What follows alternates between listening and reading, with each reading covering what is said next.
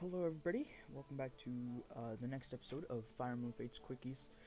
You would not believe how small the screen is for me right now, but whatever. The things I have to do for good resolutions. Today we're going to be going over Paralogue 1. Paralogue 1 is best after Chapter 7 because Chapter 7 is where you... sorry, I'm a dumbass. Paralogue 1 is best after Chapter 8 because Chapter 8 is where you get Odin. Now, Odin is an extremely potent unit who joins at a stupid base level of 5. And his stats, as you can see, 7 speed, 8 magic, not the best. Odin's main use is a Nosferatu user, and to facilitate that, we're going to go ahead and go to the armory, scroll all the way to the bottom, buy a Nosferatu tome. Even if you're not going to be using Odin to use this, eventually, later on in the run, there's going to be another Nosferatu user who comes along that we're going to need to make one chapter not garbage. Along with that, if you want to buy any other extra things to make your life a bit easier, go for it. As of now, I don't really need anything. Paralogue 1 is intentionally relatively easy so you can train up Mozu. For the tonic situation, however, something to note is that you're going to want to buy, I've already bought a few of the tonics that I was saying that I was going to get. HP tonic, magic tonic, defense tonic. However, you're also going to want to buy a strength tonic. The HP, magic, and defense will all go to Odin. However, the strength tonic is going to be saved for Mozu. I had to re-record the last chapter, so this talisman just exists in the convoy now. Because I did an extra time. Odin actually has a bit more res than he usually would have, but we're just gonna ignore that. Alright, let's head into Paralogue 1. As you can see on the left side of the screen, I've outlined all our main goals and ideas. So we're going to have Effie pair up with Odin because she gives him extra bonuses to his defense, which is what we want for Nosferatu tanking.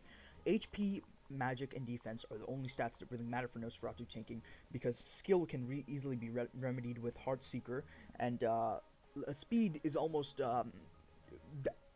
Nosferatu tanking is only really effective for the first about half of the route. For the second half of the route, it's not that great, and you really need some more power creep to help Nosferatu work. And at that point, that's really only when speed becomes relevant. But Odin's not going to be really useful at that point in time. Anyways, our goal is to get Silas to level 10. We want to get Niles to level 9, and we also want to get Arthur and Corrin to level 9. Oh, sorry, not Niles. I meant to say Odin. We want to get Odin, Arthur, Corrin to level 9, and we want to get Silas to level 10.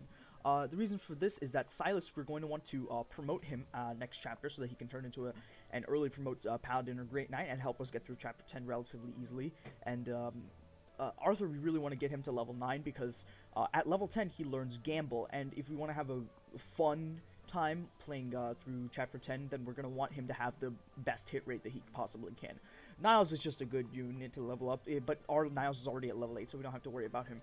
In the meantime, if there's any other units that you feel like are a bit underleveled, please go for it too. But these are just a few benchmarks that we need to hit. As you can see, Mozu is here. She's lamenting about her dead friends, but she's soon going to be dead herself too if we don't go and help her out. So we're going to be putting Odin in range of 1 faceless with the Nosferatu equipped. We're going to have him just wait here. We're going to put Arthur in this backpack. Actually, can Niles double? What am I talking about? Can Niles double? Then we're going to have Niles chip here. And by chip, I mean deal more than 2/3 of that guy's HP. We're going to have Silas kill this guy, get his next level up.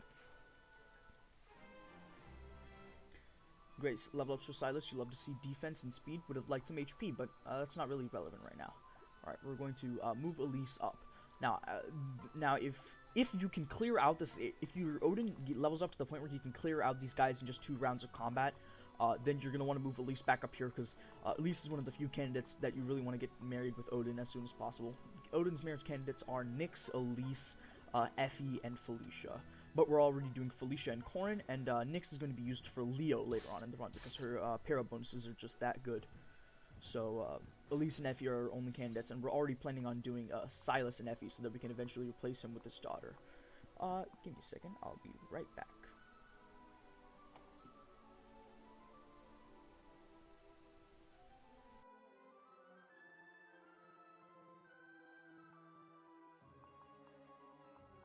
Alright, there we go. My DS for Windows was just, messing up real quick. Now, our Corrin's already level 10, so we don't have to worry about him ever. So we can just have him chip these guys and then let Arthur take these kills. As you can see, he's not the most reliable at these kills, but he can get the job done. Now, you can, on player phase with Odin, because he's going to be facing two faceless at the start, and it's hardest for him to do his job when he's at his lowest level, because that's when his stats are the lowest. You just want to move him away and attack these guys at 2 range, so you don't take a counter. Heartseeker is a bit of a drug if you spend that much time using it, but not in this case. Now, we're going to want to move Silas into this tile because it's in range of exactly 1 faceless. This will allow him to dual strike off of Felicia and basically make this faceless wish that he just never was born. Transfer and then separate Niles down. It's always good to have your units not paired up at the start of player phase because pairing up does not take any action, any of your action economy. Next up, we're gonna again go ahead and send Corrin here to. Oh, he hit the Dragon Fang. Dragon Fang is just one of those things. It happens. It happens, and you just deal with it because it's annoying, but it's not that annoying because you can always make up for it. Contrary to popular belief, EXP is plentiful in this game, and you definitely get more than enough of it to make do. We're going to put Silas here. Now, I'm going to spend a little bit of time talking about Mozu's unit. As you can tell, anything you need to know about Mozu can be gleaned just by looking at her once. Her bases are garbage. She has aptitude, which means that her growths are really good, and that's basically about it. Anybody you pair her up with will not actually get Villager, because Villager actually can't be given to any units from their partner class, but they will actually get Archer, which is her secondary class. Archer, which is her secondary class, which by the way is also just a totally kick-ass class. Archer in this game absolutely does not mess around. That's why we're gonna have. Why we're trying to get her paired up with the Niles eventually.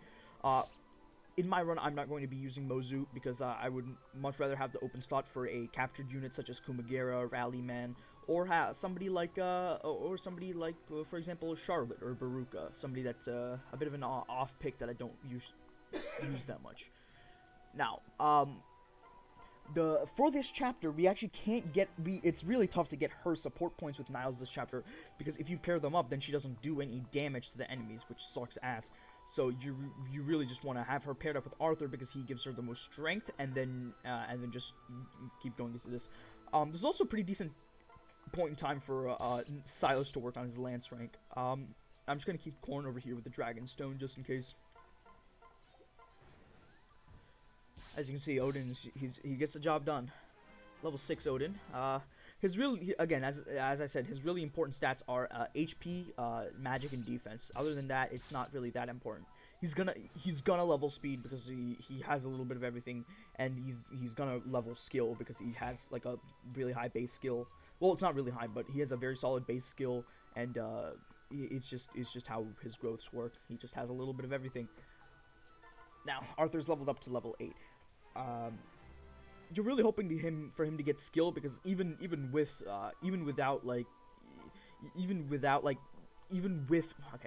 using the most accurate weapons possible, Arthur's skill is just not a situation. Arthur's early game accuracy is just not a situation that you want to be part of because it's really bad.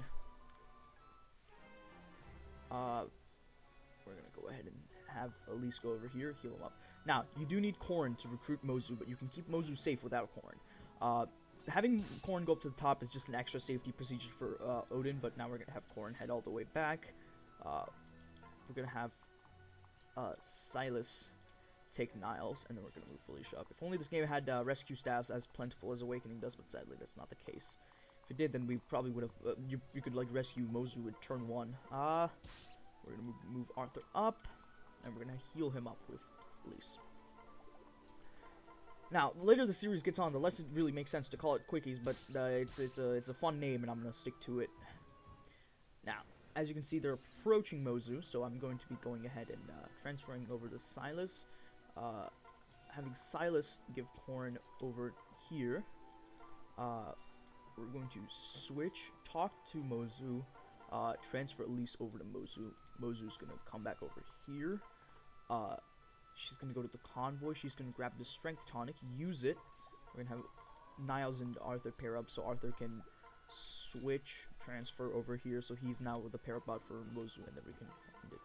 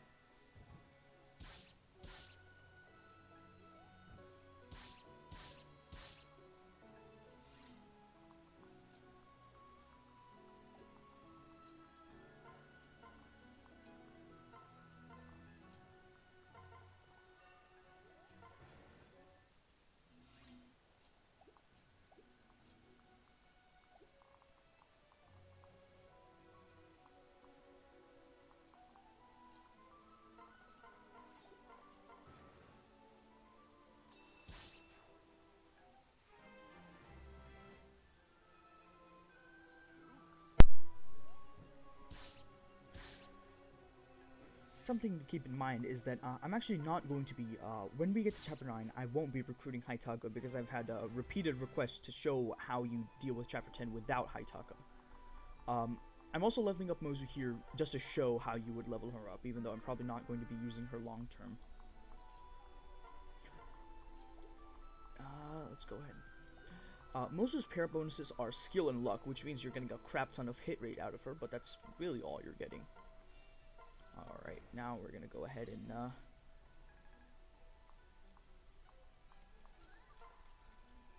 gonna go ahead and make sure we get the rest of our people leveled up, and the main person that we need to get leveled up is Silas. We're actually gonna go ahead and wait on that because we're gonna send Effie down here so that we can work on their support. Silas being a cav, of course, you can just take the long way around and just call it a day real quick.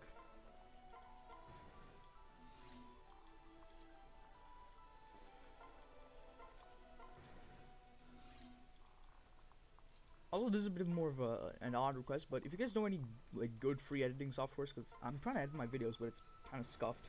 So if you have any good editing software that you're willing to recommend, then hit me up. Okay, let's go ahead and put Silas over here. Yeah, because of the insane FE strength bonus, he 2-hit KOs these faceless. We're also going to be feeding him the boss kill. Silas' strength is leveling up pretty well. Only 2 off base parry, which is base parry is what I use to basically determine whether unit stats are good enough or not. Alright, we're gonna go ahead and separate Arthur out here so that he can get a chip on this guy for the kill. And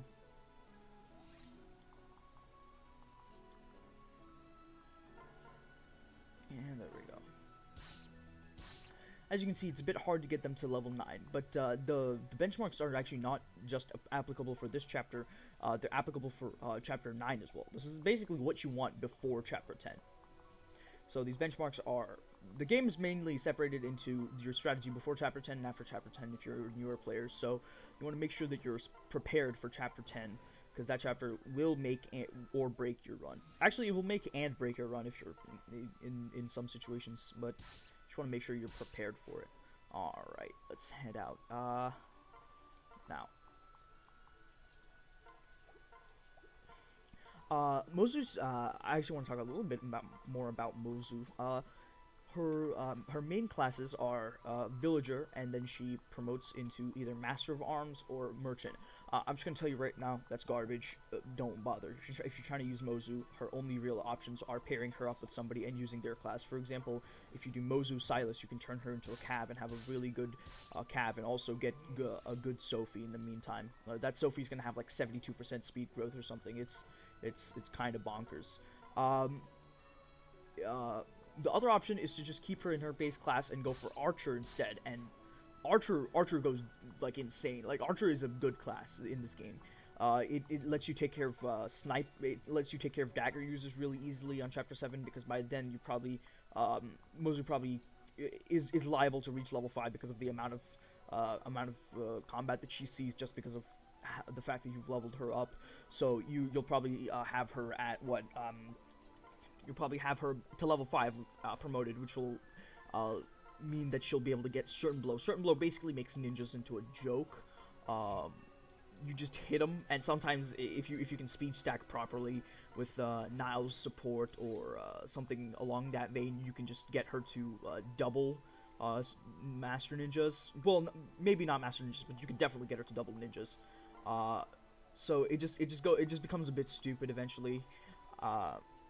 Especially, and this is why Sniper is so good for Niles too, because Niles is going to get the really strong skills from Outlaw, that being obviously Lock Touch and Movement +1. Lock Touch, do not underrate Lock Touch. You really, there's many chapters in this game where you really just want at least one Lock Touch unit, and having it one in your main squad is going to make your life a lot easier.